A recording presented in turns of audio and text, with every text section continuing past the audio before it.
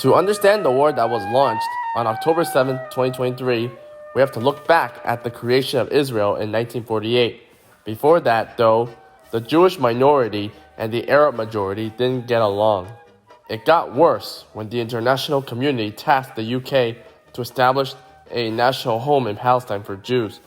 The Jews had thought that Palestine was their ancestral home, and the Arabs opposed it. After World War II, when Jews were freed from the Holocaust, and even during when a bunch of them migrated to Palestine, things got violent. When World War II ended, the UN declared Palestine to be split into two separate territories, with Jerusalem becoming an international city. One, Palestine would be a state for Arabs, and Israel for Jews.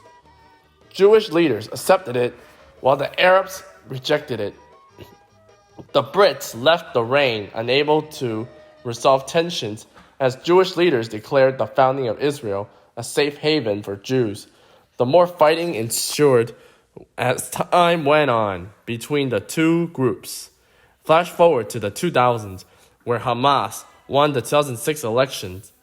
Hamas is a terror group bent on destroying Israel, as it has been designated a terrorist group by many international leaders. They also rule the small strip of Gaza in that part of the land. The current conflict started when an Israeli shell killed 2 journalists and wounded 6 others. Israel cut off food and other supplies entering Gaza. Things got rough first when 3,000 rockets were launched by Hamas, who used the rockets to blow up Israel. Hamas then proceeded to bulldoze and tear down the borders between Israel and Gaza. This attack took Israel by surprise, as they then took hostages in and around the surrounding areas, and even at a music festival where some families worried about not seeing their loved ones again. The unconscious females captured were spat on and used as celebration gifts as a way to show people in the streets that they mean business. Hamas recorded the hostages they captured with pride and were determined to stop at nothing until all of Israel was gone. The day after what people call it Israel's 9/11, Prime Minister Netanyahu declared a war on Hamas in order to siege Gaza and make Hamas pay for their assault. The attacks have been called the worst genocide on Jews since the Holocaust.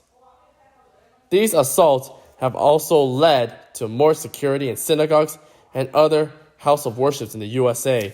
Protests also rang out, with supporters citing that Palestine should be freed and have Israel gone since they were there first. Others have supported Israel for their long-term suffering and that people shouldn't die in senseless violence. Many Israelites were also told to flee their homes so they can avoid capture and death, but are trapped as there are little territories to advance to between them. With Jewish holidays also being celebrated in October, this is a tough one because many families can't stop thinking about those they just lost or were captured. Every day they pray for good news with hopes they return soon. In the end, the attacks have sparked widespread condemnation by many leaders around the world and have stood with Israel in this atrocious manner. As a matter of fact, President Biden also visited Israel to show his solidarity and sidings with them.